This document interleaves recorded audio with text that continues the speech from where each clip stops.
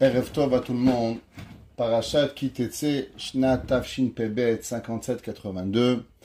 On est à quelques semaines, 2 semaines de Behemet Rosh Hashanah.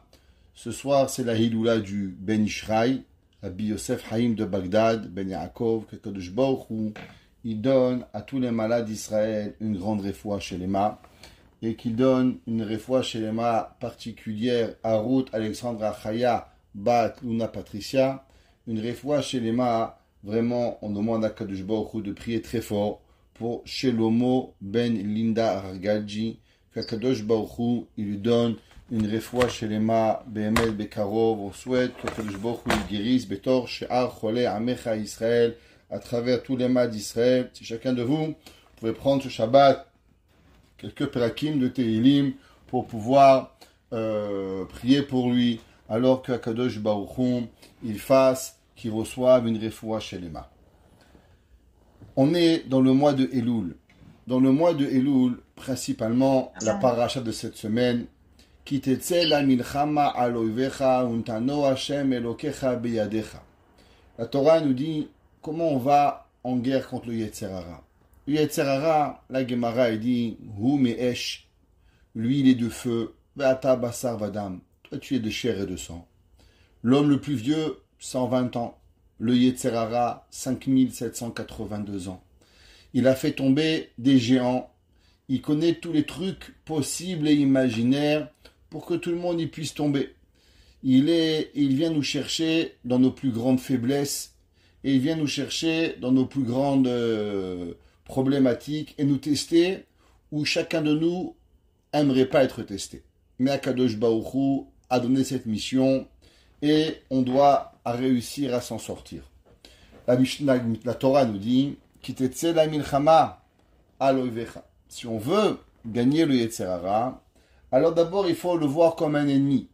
Ça veut dire, si tu penses qu'il est ton ami, si tu penses qu'il veut ton bien, si tu penses qu'il va réussir avec toi, tu vas jamais réussir.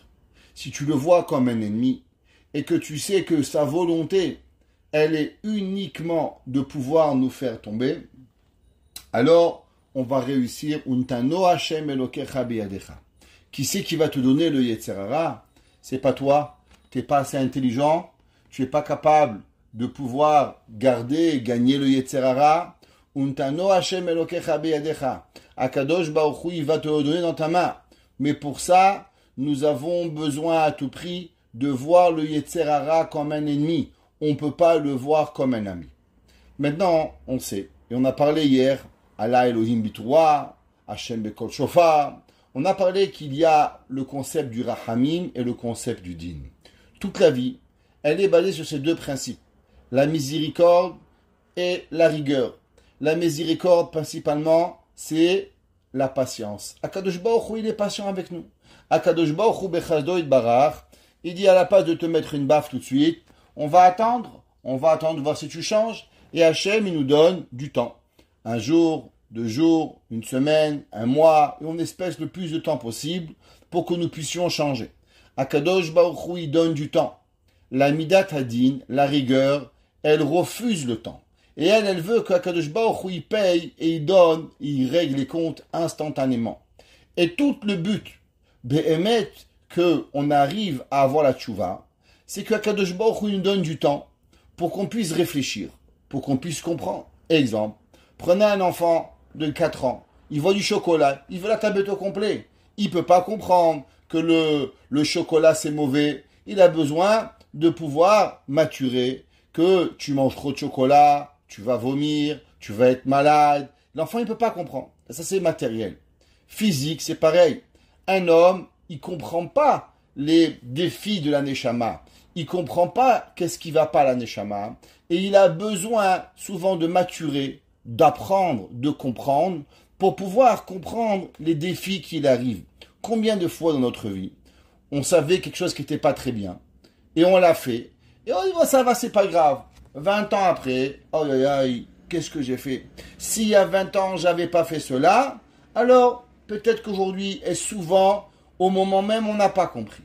Au moment même, on ne pouvait pas arriver à s'abstenir. Ça prend des années de maturité Et celui qui croit que c'est pas vrai ce que je dis, il n'est pas émette.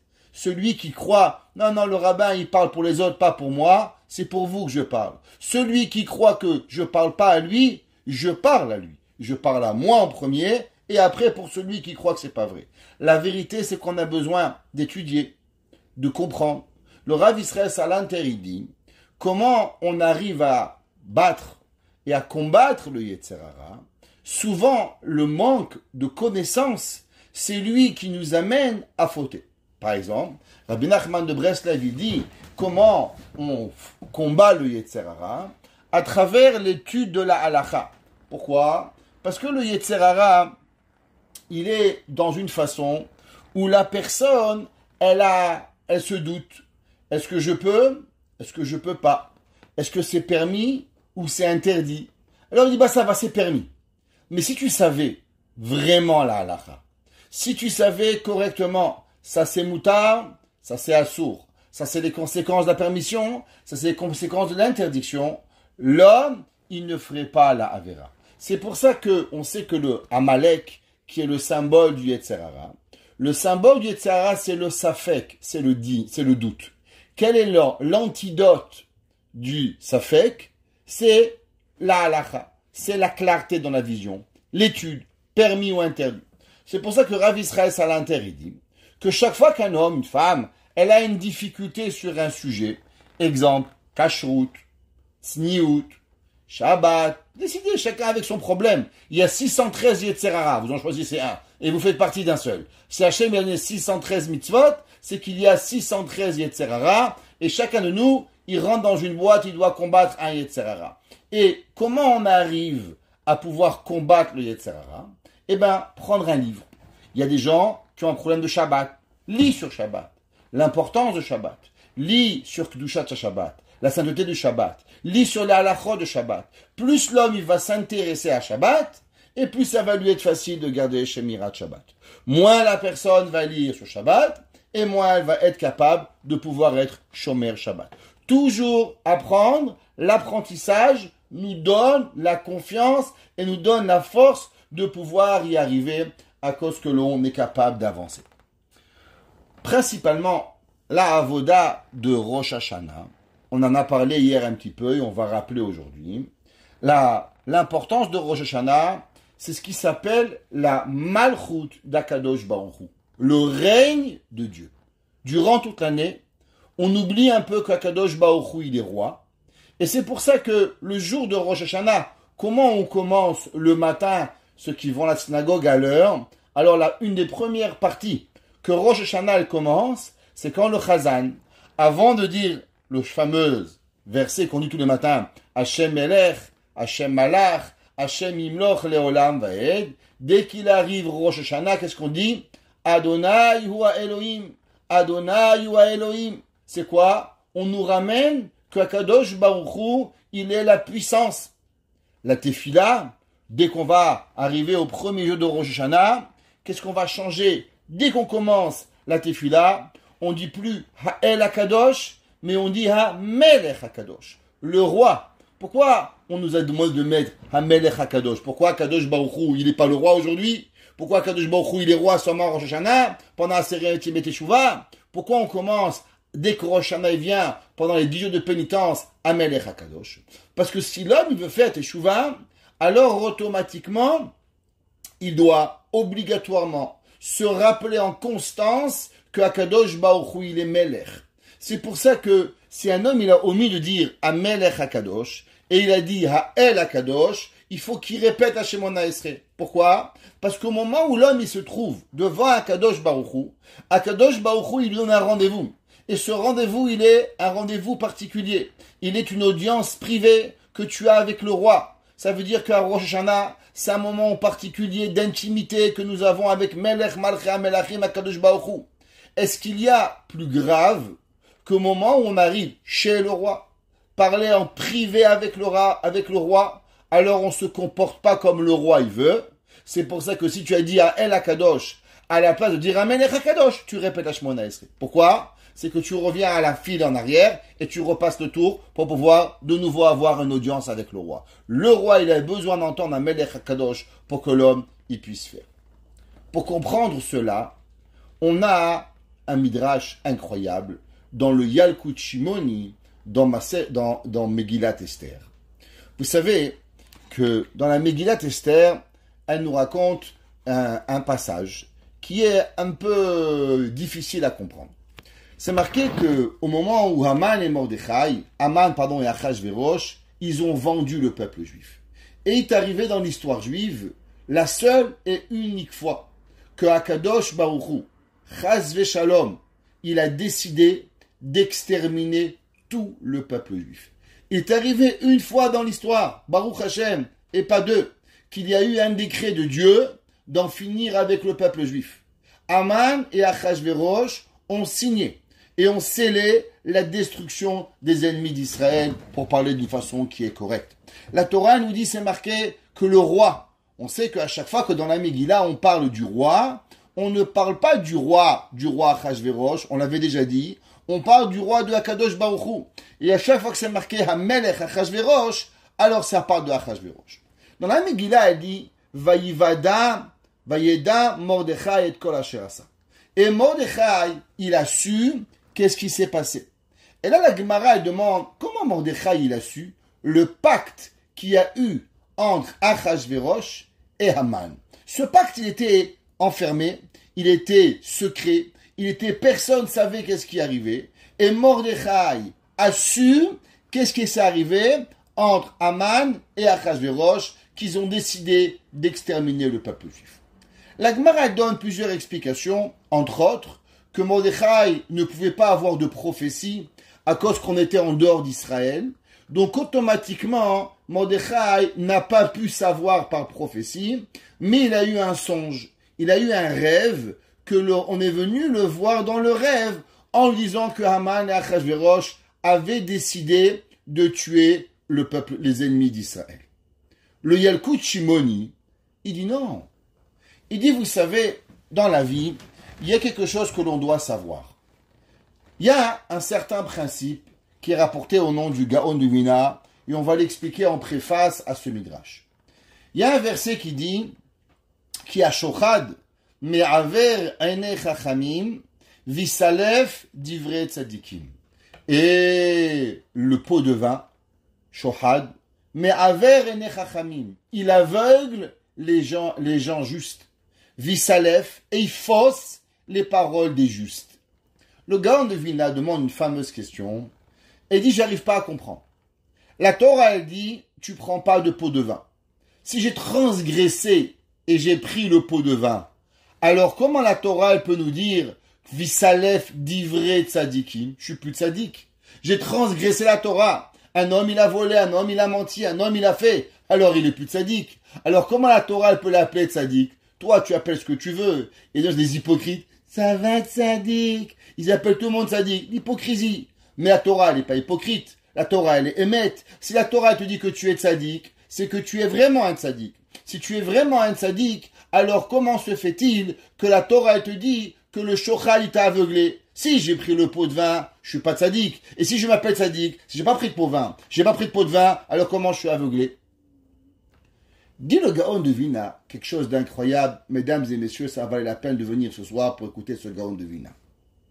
Il dit le Gaon, c'est quoi le pot de vin? Bien sûr, il y a ce qu'on appelle du domaine physique, quelqu'un qui prend $100 et qui vous donne. La Gemara raconte par exemple, et elle dit qu'il y avait un jour un rave qui avait un homme qui lui a envoyé, il était Kohen, et généralement les gens donnaient aux Kohanim les troumot, les masrot, les dîmes, les prélèvements. Ce rave-là, il a vu un homme et qui lui a apporté la dîme.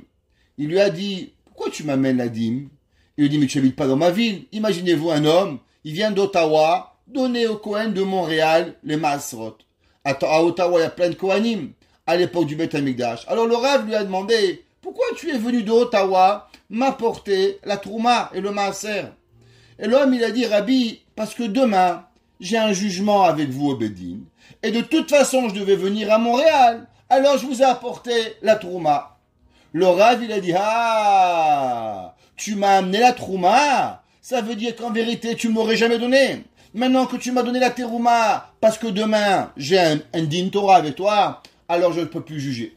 Ça veut dire que malgré qu'il n'avait pas pris ce qui était interdit, la trouma ne lui appartient pas. La trouma, elle appartient à Dieu. Seulement toi, tu peux choisir à qui tu donnes. Aaron à Cohen, Elazar à Cohen, Pinchas à Cohen, tu choisis. Mais la trouma, elle appartient déjà au Kohanim. Mais le Rav, il a dit, du fait qu'il me l'a apporté, à cause que j'avais un din Torah, alors automatiquement je suis pas tour et je peux pas juger. Donc je suis tzaddik, mais du fait que j'ai reçu quelque chose, alors je ne peux plus te juger.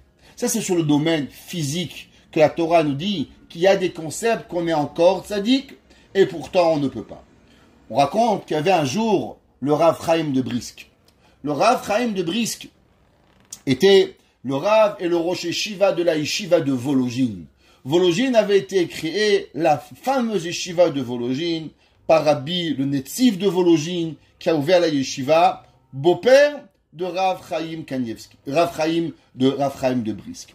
Et le Rav Chaim, quand le Netziv il est passé, il a vieilli, alors on a amené Rav Chaim pour pouvoir s'occuper de la Yeshiva avec lui et aider son beau-père à prendre la Yeshiva. La Yeshiva était le fleuron de toutes les Yeshivot de toute l'Europe. Si tu étudiais à la Yeshiva de Volojine, les Havdil, c'est comme un médecin qui sort de l'université de Montréal versus Harvard. Et tu peux pas comparer. Le pauvre mesquin à l'université de Montréal, ils essaient de fabriquer des médecins. Bon, à part quelques Palestiniens qui viennent là-bas, ils ont pas arrivé à faire grand-chose. Par contre, Harvard, les plus grands chercheurs du monde, ils viennent de Harvard. C'est la réalité. C'est comme ça que ça marche. Les Havdil, la Yeshiva, elle était une Yeshiva qui était le fleuron de la Yeshiva. C'était Volojine. Dans la Yeshiva de Volojine, il faut savoir qu'il y avait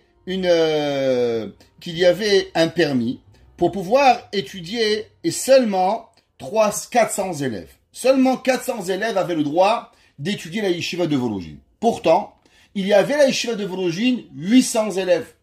Et chaque année, il y avait un inspecteur gouvernemental du Tsar qui venait et qui comptait les élèves et il devait signer qu'il n'y avait pas plus de 400 élèves. Mais il y avait 800 élèves. Qu'est-ce qu'on faisait? Quand il arrivait le ministre, on remplissait une enveloppe, on mettait quelques billets, on lui serrait la main, on lui rentrait l'enveloppe dans la poche et monsieur signait et il partait. Un jour, il y a eu ce ministre qui a été changé et on a remplacé par un nouveau ministre. Un ministre qui était honnête, un ministre qui prenait pas de pot de vin, qui était un homme bien. Alors, on est venu voir un Rav Chaim de Brisk et on lui a dit, Rabbi, lui, il prend pas d'argent. Comment on va s'en sortir avec les 400 billets, avec les 400 élèves? Il a dit, je m'en occupe. Le soir même, le ministre est arrivé, il lui a envoyé une lettre en lui disant qu'il aimerait le rencontrer, avant qu'il vienne à la yeshiva, il aimerait le rencontrer. Alors il est venu, et ils se sont rencontrés dans un parc. Au moment où ils se sont rencontrés dans un parc, le Rav de Brisk est arrivé en streimel, manteau de fourrure, écharpe, transpirant comme moi, vous voyez, je transpire là, je suis vraiment très chaud, il fait très très chaud. Mais imaginez-vous avec le streimel, le manteau, l'écharpe élégant. Alors le monsieur le regarde et il dit, Kvod Arav, sans vouloir vous demander, mais il fait 40 degrés là. Qu'est-ce qui se passe? Pourquoi vous êtes avec le manteau, le chapeau, l'écharpe, les gants, les bottes? Qu'est-ce qui va pas? Et vous savez, chez nous, on a un principe, on croit beaucoup aux rêves. Et hier soir, j'ai rêvé que ma grand-mère, elle m'a dit qu'il va neiger aujourd'hui. Alors je me suis préparé à l'hiver. Il dit, mais vous rigolez, au mois d'août, il neige pas. Il dit, écoutez, moi je crois à ma grand-mère. Et si vous voulez, on peut faire un pari. Le ministre a dit, pas de problème, on parie. Combien? Il a dit, on parie 1000 roubles. Que s'il neige ce soir, vous me donnez 1000 roubles. Et s'il neige pas, je vous donne 1000 roubles. Pari tenu. Il dit, voilà, vous avez jusqu'à minuit. S'il neige minuit moins une, je gagne. Il neige pas à minuit, je vous paye. Pas de problème. Et le ministre, il sort, mais en rigolant, mort de rire. Il va, et il dit, j'ai le rabbin des Juifs, il est complètement gaga, mais il est fou. Ok. La journée, elle passe, 10h, il fait 45 degrés, 10h30, 43 degrés, 11h du soir, 41 degrés, en minuit, 38 degrés, pas une gramme de neige, pas une gramme de pluie, il n'y a rien. Le Rav, il dit à son élève, va, prends 1000 roubles, amène chez le ministre. Le ministre, il prend les 1000 roubles, et il dit, je suis désolé pour le rabbin, mais vous direz qu'il passe un bonjour à sa grand-mère, mais le deal, c'est le deal. Et il repart. Le lendemain matin, après la prière, les élèves vont dire, Rabbi, qu'est-ce qu'il fait avec le ministre? Il dit, c'est pas grave, donnez-lui une enveloppe avec 1000 roubles, il va la prendre, il va saigner. Top, il arrive le matin, le ministre, on lui donne une enveloppe de 1000 roubles, il la prend, il la met dans la poche, il signe le papier et il part. Les élèves disent, ouais, Rabbi, tu es un prophète, tu es un faiseur de miracles. L'homme qui prenait aucun pot de vin, il a pris, il a signé, c'est un trop grand sadique. Il a dit non. J'avais une question. La question a dit que ça marquait shochad, me'aver ene chachamim, visalev divret sadikim. Le shochad, il aveugle les gens intelligents et il fausse la donne des gens justes. Je comprends pas. Comme j'ai posé au départ, si l'homme béhémet, il n'a pas fait de mal, il n'a pas pris de pot de vin, alors il est tzaddik. Alors comment on peut lui parler de pot de vin? Et s'il a pris du pot de vin, alors automatiquement il n'est pas tzaddik. Alors comment c'est possible qu'il s'appelle encore tzaddik? Il a dit le Rav Chaim de Brisk, c'est qu'il y a un autre pot de vin. Il y a un pot de vin qui est que pour l'instant il n'est pas pot de vin, mais du fait que tu as profité de la personne, alors maintenant ton regard, il est plus droit sur la personne. Et dit ce monsieur, il ne me connaissait pas. Mais il a goûté à mon argent. Après qu'il a goûté à mes premiers 1000 roubles, il va lui être facile de goûter aux deuxièmes 1000 roubles et de signer le papier. Le Gaon de Vilna nous dit, que veut dire le principe Shochad me'averene chachamim veisalev divret tzadikim? Il dit le Gaon de Vilna quelque chose d'incroyable. Il dit, vous savez, dans la vie, il y a des mitzvot et il y a des averot. Il y a des gens, par exemple, que chez eux, le vol, ça n'existe pas. Ils connaissent pas voler. Pour eux, le but, c'est d'être un homme droit. Le but, c'est de faire attention à chaque seconde. Et laissez-moi vous raconter une histoire à propos de Rav Israël, de Rav Dessler. Le Rav Dessler, il raconte qu'un jour, peut-être que je vous ai raconté l'histoire, peut-être oui, peut-être non, je sais pas. Mais un jour, le Rav Dessler, il pleuvait à Bnei Brak, et un homme s'arrête et lui demande, Rabbi, venez, je vous amène. Le Rav lui demande, c'est ta voiture? Il dit non. Et alors, comment tu me fais rentrer dans la voiture qui n'est pas à toi? Il dit, non, mais mon patron, il me laisse rentrer. Alors, il lui dit, mais est-ce que ton patron, il paye l'essence ou toi qui paye l'essence? Il dit, c'est le patron qui paye l'essence. Il dit, alors, comment tu vas me prendre et tu vas m'amener à la yeshiva? Tu vas faire un détour? Avec ce détour-là, tu vas prendre l'essence du patron? Il dit, non, mais Rabbi, le patron, il me laisse. Je vais chercher mes enfants. Le but, c'est que je suis disponible au moment du patron. Et le Rav lui demande, et maintenant comment tu vas savoir que le patron il n'aura pas besoin de toi quand tu vas aller me déposer à la yeshiva? Et attention, il pleut des cordes sur la tête du Rav. Et le Rav il est là, en train de recevoir la pluie sur la tête, et il demande toutes ces questions. Et il dit, mais parce que voilà, il est 9h, et mon prochain rendez-vous il est à 10h, et donc j'ai 1 heure de battement, et automatiquement, alors j'ai le droit de faire ce que je veux pendant 1 heure, et donc je vous amène chez la yeshiva. Le Rav il allait rentrer dans la voiture, et le Rav, il sort de la voiture, et il ferme la porte, et il repart attendre le bus à un âge avancé, sous la pluie trempée. Un autre élève d'Ayeshiva a vu le Rav Dessler. En train de voir ce scénario, le Rav parlait, le Rav demandait, le Rav a failli rentrer dans la voiture, et après le Rav a refusé et reparti attendre le bus. Il demandait, Rabbi, qu'est-ce qui s'est passé? Il dit, qu'est-ce qui s'est passé? La vérité, je vais vous expliquer. C'est que j'avais peur que ce monsieur allait voler à cause de moi. Alors j'ai posé certaines questions. Mais en vérité, il pleuvait. Alors je me suis dit au moment où de rentrer dans la voiture, peut-être que du fait qu'il pleut et que du fait que j'ai froid, alors j'ai omis de poser une question et que mon jugement il est erroné et c'est pour ça que je vais me permettre de rentrer dans la voiture en utilisant l'objet d'autrui parce que c'est du gezel. Ah, et pourquoi j'aurais pas pensé à la halakha de cette halakha qui était là? C'est sûrement parce que j'ai un intérêt. L'intérêt que j'ai froid et l'intérêt que je me mouille. Alors l'intérêt que j'ai, il me fait que j'ai oublié une halakha.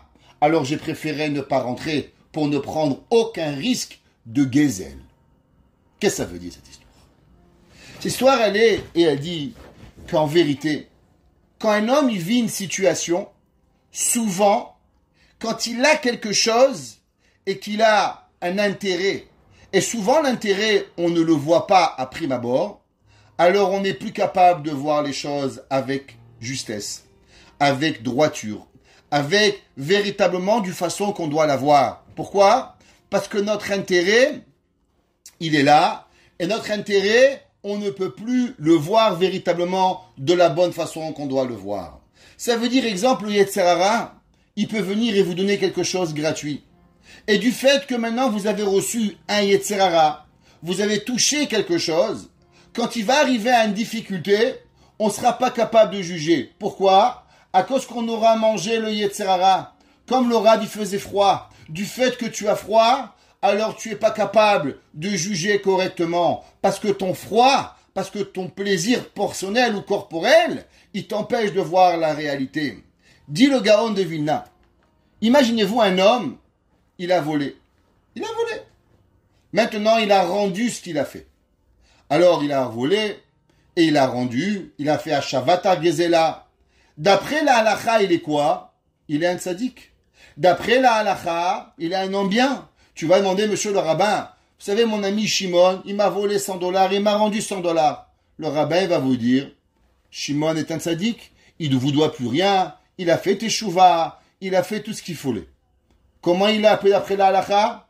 D'après la halakha, il a appelé tzaddik. Pourquoi? Parce que maintenant, il n'a plus de vol dans sa main. Maintenant, je vais vous poser une question. Qu'est-ce qui se passe par rapport aux lois de vol? Quand cet homme va juger les lois de vol, est-ce qu'il va juger les lois de vol avec une idée claire et précise de bien ou de mal? Ou du fait que lui, il a déjà goûté au vol, alors automatiquement, son raisonnement va être faussé du fait que sa main, elle a déjà goûté le vol. Il dit le Gaon de Vilna. Qu'est-ce que ça veut dire qu'il y a shochad me'aver nechachamim visalev divrei tzadikim? Il dit un homme qui a déjà volé, quand il va avoir la prochaine fois une question qui va arriver à propos du vol, il va se poser la question, c'est permis ou interdit? C'est volé ou pas volé? Du fait qu'il a déjà volé, alors il faut qu'il sache qu'il va pas être capable de juger la raison qu'il a volé. Il va malheureusement souvent donner et tomber dans le piège du Yetzer Hara et manger un peu du vol, et là il va croire que c'est permis. Et là il va se retrouver un jour, waouh, mais comment j'ai oublié tel halakha? La réponse elle est simple, il dit le Gaon. T'as déjà goûté au vol, le vol il est collé à toi. Tu es tzaddik, tu as remboursé, tu es une bonne personne. Mais sache, à chaque fois qu'il va avoir une question halakhique sur le vol, ta première pensée, elle va aller du mauvais côté, parce que tu as déjà goûté. Pareil un homme. Pourquoi Chachamim nous disent qu'on a amené un korban, la Torah, pardon, pourquoi la Torah nous dit d'apporter un korban quand on avait été Mechalel Shabbat, sans faire exprès. Un gars, il se réveille, Shabbat matin, et il oublie, il allume la lumière. Eh ben, à l'époque du Beth Amikdash, ça va vous coûter un petit 5000. Tu vas au temple, tu dois acheter une vache, et là, tu prends la vache, elle coûtait pas 1 €, la vache, elle était chère, et tu devais prendre une vache qui était dispendieux, et tu l'amènes au Kohen, et tu amènes du vin, et tu amènes de la farine, et tu amènes de l'huile, et tu passes la journée là-bas, et tu fais vidouille, et tout ça, qu'est-ce que tu fais? Tout ça, tu arrives, et tu fais ton korban pour ta lumière. Et là, je vous pose une question. Ben là, faut pas exagérer. Le gars, il a pas fait exprès. Le gars, il s'est réveillé, il a mis les babouches, il s'est trompé, allumé la lumière. Qu'est-ce que tu veux chez moi? Ça va, j'ai tué ni mon père ni ma mère. $5000 pour un oubli. Pourquoi on amène un korban? La réponse, elle est simple. C'est que si l'homme, il prend pas conscience de ce que c'est la gravité du Shabbat, eh ben, la prochaine fois, ça devient plus facile. Et la troisième fois, il y pense même plus. Et quand ça finit, ça va mon fils, c'est pas grave, avance. Et il sera Mechalel Shabbat. Le Ramban, il nous enseigne, et il dit, qu'il faut savoir que tu sais comment un homme, il arrive à oublier le Shabbat. C'est parce que dans ta pensée, quelque part un jour, tu as pensé être Mechalel Shabbat exprès. Ça veut dire que quelque part un jour, tu dis, ça va, c'est pas si grave. T'as déjà eu la lumière, tu l'as pas allumée. Mais cette pensée-là, elle est née dans toi. Et cette pensée, elle va faire que la semaine prochaine, ou dans 2 semaines, tu vas oublier le Shabbat et tu vas allumer la lumière. Et c'est ce qu'on appelle Ki ha-shochad, mais aver ene chachamim veisalev divrei tzadikim. Durant le mois de Elul, il y a certaines avéras qu'on oublie. Vous savez pourquoi on les oublie? Eh bien parce qu'on les a tellement fait qu'au bout d'un moment, on se croit que tout est permis. Le Yalkut Shimoni dit, pourquoi Mordechai a été le seul à pouvoir comprendre ce qui s'est passé avec Achashverosh? Pourquoi Mordechai a été le seul à comprendre? Tu sais, il y a un décret. Achashverosh, il veut tuer les Juifs. Qu'est-ce qui s'est passé? Comment un roi, il peut prendre des gens intelligents qui lui avaient construit un palais? N'oublions pas, Achashverosh s'était fait construire un palais. Par qui? Par les savants juifs, les ingénieurs juifs, les gens qui lui avaient créé son royaume. Quelques années auparavant, Achashverosh avait voulu même reconstruire le temple. Alors pourquoi Achashverosh a tout arrêté? Et là, Mordechai, il se dit, c'est simple. On a mangé au repas de Achashverosh. Dit le Yalkut Shimoni, pourquoi c'est le seul Mordechai qui a été capable de réfléchir à cela? Pourquoi ça n'a pas été un autre juif? Pourquoi c'est marqué au Mordechai Yada et Kol Asher Naasa? Pourquoi Mordechai uniquement? Eh bien parce que Mordechai c'est le seul qui n'a pas mangé. Du fait que Mordechai il a été le seul à pas manger, alors c'est le seul qui a été capable de voir la réalité. La majorité des juifs, le duo, c'est pas sympa ce qu'il fait. Et pourquoi Hachem nous fait ça? Et on est des gens bien, et on n'a rien fait de mal. Et ils ont même commencé à critiquer Dieu. Et dit le Midrash, tous les hommes, qu'est-ce qu'ils ont fait? À la place de se remettre en question, qu'est-ce qu'ils ont commencé à réfléchir? Tout ce que eux avaient fait à Dieu, et que tout ce que Dieu leur devait. Et là, Mordechai, il dit, mais vous vous calmez un peu là. Redescendez sur terre. Nous sommes les seuls responsables de ce qui se passe. Ou Mordechai yada et kol asher naasa. La raison pourquoi véritablement Mordechai a été le seul à être capable de comprendre, parce que c'est le seul qui a pu voir véritablement la Avera. Durant le mois de Elul, qu'est-ce qu'on fait? On étudie du Moussar. Pourquoi on étudie de la morale le mois de Elul?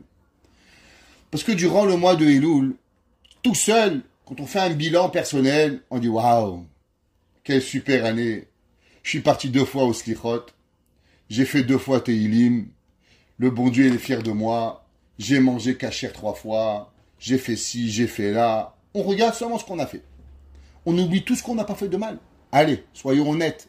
L'homme il est là, il dit tu sais quoi, j'ai acheté un bouquet de fleurs à ma femme, il oublie combien de fois il a engueulé sa femme, il oublie combien de fois il lui a fait honte, il oublie combien de fois il s'est énervé, il oublie combien de fois il dit des gros mots, il oublie tout. Pourquoi il oublie tout? Tu as Alzheimer? Tu as un problème cérébral? Non, il n'a aucun problème cérébral. Il n'a aucune Alzheimer, croyez-moi. Nous n'avons rien, aucune maladie. Mais le problème, c'est que la Avera, elle est rentrée dans nous. Et du fait que la Avera, elle rentre dans nous, alors la Avera, elle ne nous laisse plus réfléchir. Et il dit le Midrash, à quoi ça ressemble? Le Midrash, dans Yalkut Shimoni, il dit, ça ressemble à un homme qui avait dans son palais, dans sa maison, une photo du roi. Et un jour, il a pris la photo du roi, il a mis sur la photo du roi du ketchup. Et il a commencé à casser la photo du roi et à blasphémer la photo du roi. Et on est venu dire au roi que vous savez, monsieur le roi, alors on a un tel à enlever la photo du roi. Au passage, laissez-moi vous raconter une histoire qui est arrivée au temps du Ketav Sofer dans la ville de Preshbourg. Il y avait un jour, dans la ville de Preshbourg, il y avait l'empereur à l'époque qui était l'empereur hongrois et François-Joseph qui était ami avec les Juifs. Et un jour, il est arrivé dans la ville de Preshbourg et il y avait un décret dans la ville de Preshbourg, dans l'empire ottoman, qui était l'empire François-Joseph, qui était que chaque institution devait avoir la photo de l'empereur. Et donc, même à la synagogue, il y avait à l'entrée de la synagogue la photo de François-Joseph. Comme dans chaque pays, il y a Baruch Hashem des bons ennemis d'Israël. Et il y avait un goy qui avait décidé de faire du mal aux Juifs. Et qu'est-ce qu'il a fait? On avait préparé la synagogue. On avait tout fait pour pouvoir que la synagogue soit prête, embellie, de fleurs, des rafraîchissements. Et l'empereur François-Joseph devait venir visiter la ville de Preshbourg. Et là-bas, il y avait une grande synagogue où le Rav était le Ketav Sofer. Il y avait un goy, qui a décidé de faire du mal aux Juifs. Qu'est-ce qu'il a fait? Il s'est rentré dans la synagogue par une petite fenêtre. Et quand la synagogue était fermée, juste avant que le roi y rentre, il a enlevé la photo du roi. Et il a fait parvenir un message au roi en disant que les Juifs n'ont pas la photo du roi dans leur synagogue, qui était une rébellion contre le roi. Alors, le roi François-Joseph est arrivé à la synagogue, pas de bonne humeur, avec un regard très amer, et qui était d'habitude gentil, mais là, vraiment méchant. Et dès qu'il rentre, il regarde de gauche et de droite, et il ne voit pas la photo de l'empereur. Et là, il se dit, cher sujet, mon empire a toujours été gentil avec les Juifs, et je suis très choqué que dans la ville la plus grande d'Hongrie, Preshbourg, la synagogue du Ketav Sofer de votre père, le Khatam Sofer, l'endroit où il devrait être un exemple des sujets juifs, on n'a pas ma photo. Et là, le Ketav Sofer, il regarde et il comprend ce qui vient de se passer. Qu'on a enlevé, qu'on a volé la photo du roi. Et là, qu'est-ce qu'il va dire? La porte était fermée, on a volé la photo. Alors le Khatam, le roi, il va lui dire, quoi, tu n'as pas fermé la synagogue? On n'a pas volé le Sefer Torah, ça tu fais attention, ma photo tu fais pas attention. Il va rentrer dans un débat qu'il n'avait pas envie de rentrer. Et là, Kadosh Baruch Hu vient de lui envoyer une idée incroyable. Et il dit, le Ketav Sofer, vous avez raison, monsieur le roi. Durant toute l'année, nous avons la photo du roi. Et regardez ici, il y a même le clou. Et il y a même ici l'emplacement de la photo du roi. Mais en votre honneur, nous avons enlevé la photo. Et là, François-Joseph, il dit, je ne comprends pas. Pourquoi en mon honneur, on va enlever la photo du roi? À l'inverse, en mon honneur, on devrait garder la photo du roi. Le Ketav Sofer, il dit, écoutez, monsieur le roi, je vous pose une question. Est-ce que vous êtes plus beau ou moins beau que la photo? Vous comprenez que le roi, en vrai, il a beaucoup plus d'importance que dans une photo. Durant l'année, la photo n'est seulement là pour remplacer la présence du roi. Mais aujourd'hui que le roi est parmi nous, il serait un blasphème de garder la photo du roi. Comment nous pouvons garder la photo du roi quand nous avons le roi en présence en chair et en sang? Donc nous avons dû, pour votre honneur, pour vous respecter, enlever la photo du roi. Parce que le roi, il est là, et le roi, il est présent, et le roi, il est parmi nous. Mordechai Hatzadik. Mordechai Hatzadik, il dit le Midrash, Machal ema davar domé. L'homme, il a blasphémé la photo du roi. Quand on appelle le roi, et le roi il dit, j'ai une audience, je veux te parler, qu'est-ce que tu as fait? Pourquoi tu m'as déshonoré? Le gars, il amène son costume, et il commence, qu'est-ce qu'il fait avec son costume? Il commence à vérifier s'il y a la doublure, s'il manque les boutons, s'il y a des poux dans les habits. Et le roi dit, mais je comprends pas. Je t'apporte, tu viens de blasphémer le roi, et toi, à la place de regarder et de me parler, de trouver des solutions, qu'est-ce que tu fais? Tu es en train de vérifier ton costume s'il y a un pouls. Mais es-tu normal de ce que tu fais? Dit le Midrash, c'est pareil. Durant le mois de Elul, on a blasphémé le roi. Durant toute l'année, on est là. Et là, on est là. Il y a les Selichot, il y a les Teilim. On fait 1 million de choses pour se rappeler. Mais malheureusement, il y a beaucoup de monde que pour eux, la vie, elle continue. Il n'y a pas de remise en question. Même pas, ils réfléchissent. Mais qu'est-ce que je peux faire pour m'arranger? Chez eux, la vie, elle est continuée. Elul, Purim, Hanouka, tout Bishvat, tout est pareil. La vie, elle nous enseigne que c'est pas comme ça que ça fonctionne. La vie, elle est pas de cette façon. L'homme, il doit comprendre que ça n'est pas de la façon que la personne, elle voit. Si on veut être capable de pouvoir vivre avec Kadosh Baruch Hu, il faut avoir un réveil. C'est marqué dans Sharet Teshuvah, dans Rabbeinu Yonah. Rabbeinu Yona, il dit que Ish Yare, un homme qui craint Dieu, Vesur Mera, et il enlève le mal. Il dit qu'est-ce que ça veut dire, que c'est marqué dans Michelet, que l'homme qui est tzaddik, il est Yare, il craint Kadosh Baruch Hu, Vesur Mera, et il est Chacham et tzaddik, et Sur Mera, mais Yare Hashem. Il dit Rabbeinu Yona dans le Sha'ar Aleph, Ot Tetzain, il dit la chose suivante, Rabbeinu Yona. Quelle est la différence entre un Chacham et un Ksil, un homme intelligent et un homme bête? Il dit, Shlomo HaMelech, il écrit que l'homme bête se pose jamais de questions. L'homme bête, il dépasse les limites. Et quand il dépasse les limites, il dit, j'ai roulé à ces limites et à 100, je roule à 110, il m'arrive rien. Alors ça veut dire que je peux rouler à 140. Et à 140, il prend une amende.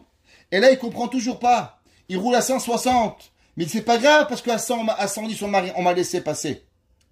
Akadosh Baruch Hu, Berachama Vidbarach, il a créé le temps de la Teshuvah. Akadosh Baruch Hu, il a créé quoi? Akadosh Baruch Hu, il a créé véritablement que la personne, elle a du temps pour réfléchir. Le Ksil, l'idiot, il croit du fait qu'il y a du temps, alors ça veut dire qu'il n'y a rien. Le Chacham, il est Yaré, il craint Dieu, il fait attention à chaque chose, il fait attention à chaque point. Il est sourd-méra, il s'enlève du mal. Mais même quand il s'enlève du mal, il se pose toujours une question. Est-ce que j'en ai assez fait? Est-ce que je me suis assez bien comporté? Est-ce que j'ai assez bien gardé mon Shabbat? Est-ce que j'ai assez bien gardé mes fêtes? Est-ce que j'ai assez fait pour Akadosh Baruch Hu? Un homme, il va arriver à Rosh Hashanah. Il dit, Sharet Teshuvah Rabbeinu Yona. Rabbeinu Yona, il nous enseigne, il nous dit quelque chose d'incroyable, mesdames et messieurs. Il faut savoir, il dit Rabbeinu Yona, il y avait un jour un homme qui était en prison. Dans une prison à vie, il y a un pays où on mettait la prison à vie, on ne tuait pas les gens, comme au Canada par exemple. Et un jour, qu'est-ce qui arrive? Il y a des voleurs, ils rentrent, ils font exploser le mur de la prison, et tous les prisonniers, ils partent. Et il y en a un, il dit, non, moi je reste en prison. Le roi, il arrive, et il voit cet homme-là qui est dans la prison. Il dit, le Rabbeinu Yona, qu'est-ce que vous croyez que le roi, il va faire à ce prisonnier? Il dit, ni plus ni moins que le traité d'idiot. Tu as déjà la prison à vie. Ça veut dire que le maximum de la sentence, c'est prison à vie. Il y a un mur qui vient d'exploser. Prends ta chance pour te sauver. Prends la chance pour te sauver. Va en Amérique, va au Mexique. Fais quelque chose de ta vie. De toute façon, tu peux pas avoir plus de la prison à vie. Alors on te rattrape, tu as prison à vie. Tu as déjà prison à vie, qu'est-ce que tu perds? Et dire à Yona, c'est pareil. L'homme, il vit dans la vie des difficultés, des mitzvot, des averot, du bien, du moins bien. Qu'est-ce qu'on a à voir? Il vient à Rosh Hashanah. Rosh Hashanah, c'est un mur qui a explosé. Akadosh Baruch Hu, Bechazdo Itbarach, Hachem, il a fait sauter un mur et il dit, allez, vous savez quoi? Il y a la tchouva. La tchouva, c'est rien de sensé. La tchouva, le mec, il a menti, il a volé, il a violé, il a fait n'importe quoi. Pardon, mon Dieu, tu lui pardonnes. Dis-moi, tu comprends ça? Il n'y a rien, c'est incompréhensible. C'est de l'escapade. C'est un mur qui a été cassé de la prison. Et Hachem, il te dit, prends, sauve-toi. Allez, fais quelque chose de ta vie. Et là, mais non, moi je suis bien, moi je suis pas hypocrite. Moi je reste comme je suis. Moi je mens encore, je vole encore, je suis un bandit encore. C'est comme ça que je suis. Le mois de Elul, c'est le mois où Akadosh Baruch Hu, c'est marqué dans la maison Pirkei Avot, Ahava, Mekalkelet et Ashura. Vous savez, comment vous comprenez toujours le même machal? Une maman, elle se réveille une fois, 2 fois, 3 fois, 10 fois la nuit pour un bébé. Elle n'est pas fatiguée. Vous, le téléphone, il a sonné 2 fois par heure, vous êtes épuisé le lendemain. Qu'est-ce qui se passe? Pourquoi on est épuisé qu'on s'est réveillé 2 fois et la maman, elle n'est pas fatiguée? Pourquoi quand notre enfant, moi j'avais des enfants qui étaient malades, quand ils étaient petits, ils les amenaient à l'hôpital, que je vous souhaite jamais d'aller à Saint-Justine la nuit, vous rentrez à 6 heures du matin, du soir, vous partez à 10 heures du matin. 14 heures pour voir aucun médecin, pour y aller voir votre généraliste. En tout cas, et tu es là-bas, tu passes toute la nuit. Et là tu te demandes, mais comment j'ai fait? Comment j'ai fait des nuits entières sur une chaise à l'hôpital? La réponse, elle est quoi? Ahava, t'aimes ton enfant, mais kalkelet tashura, elle casse toutes les règles de la vie. Un homme qui aime sa femme, il décroche la lune. Une femme, elle aime son mari, elle lui fait n'importe quoi. Les parents, ils aiment leurs enfants, ils leur font tout ce qu'ils veulent. Pourquoi? Ahava, mais kalkelet tashura. Akadosh Baruch Hu, Berov Ahava, il a créé le mois d'Elul. Ani les Dodi. Hachem, il vient vers nous. Hachem, il vient vers moi. Fais un pas. Fais quelque chose pour moi. Qu'est-ce que tu vas faire? Tu dis, ouais, mais tu sais, moi, je vois pas de problème. Hein. La vérité, moi, je suis super bien. Je vais à la prière le Shabbat. Une fois par année, je donne une petite donation. Après tout, je suis pas un mauvais gars.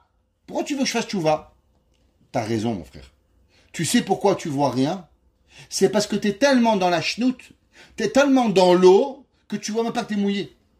Tu vois même pas combien tu es sale.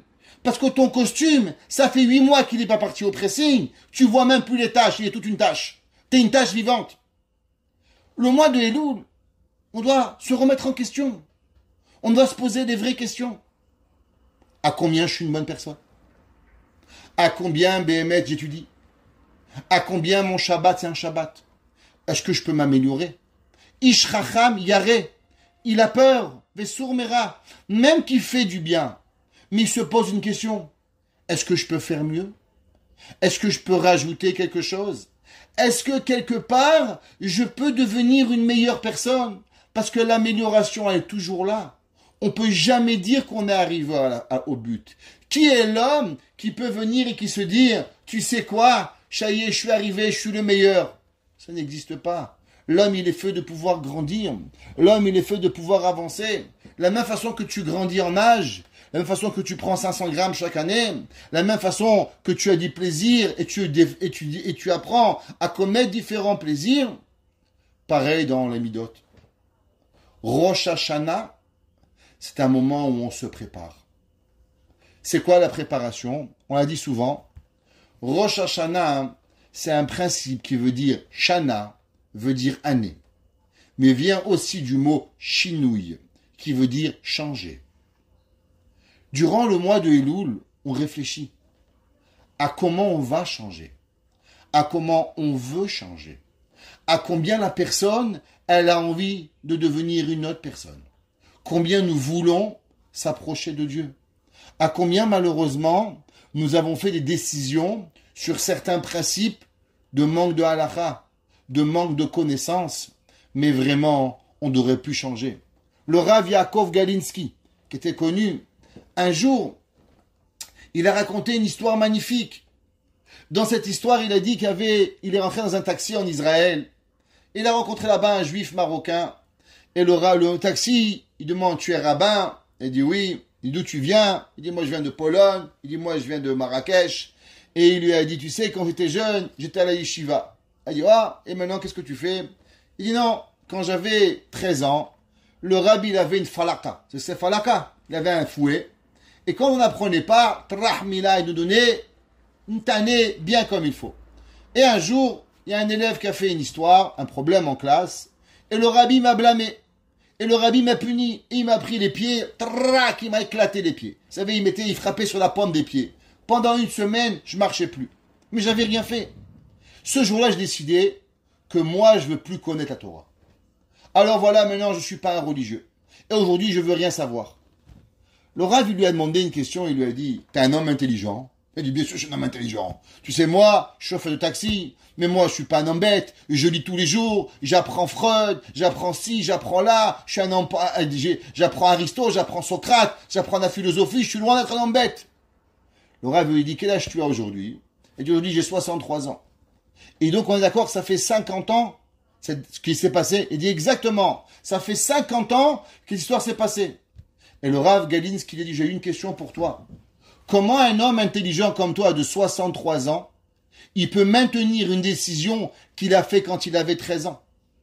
C'est vrai que tu as eu un problème, mais est-ce qu'un homme, il reste bloqué sur une décision qu'il a fait quand il avait 13 ans? À 13 ans, tu as eu un problème. À 13 ans, tu as décidé quelque part que la Torah était tordue. Barminan, je comprends, tu as eu un problème. Mais est-ce que tu vas vivre et tu vas garder ta douleur, tu vas garder toute ta difficulté pendant 50 ans? Ça fait 50 ans que tu vis avec une décision quand tu avais 13 ans. Et le chauffeur de taxi a arrêté la voiture et il a commencé à pleurer. Et le Rav lui a demandé pourquoi tu pleures. Il a dit il y a plein d'hommes qui ont essayé de me faire teshuva. Mais de m'expliquer que ce que tu m'as dit, que j'ai basé ma vie sur une décision quand j'avais 13 ans et que je me suis jamais mis en question et remis en question de ma décision, comment j'ai pu passer à côté de vivre 50 ans sur une décision enfantine quand j'avais 13 ans. Notre vie, mesdames et messieurs, elle est exactement pareille. Nous faisons nos décisions à des moments difficiles, à des moments de Yetzer Hara, à des moments de bien ou de moins bien. L'idiot, c'est celui qui continue avec les décisions qu'il a fait.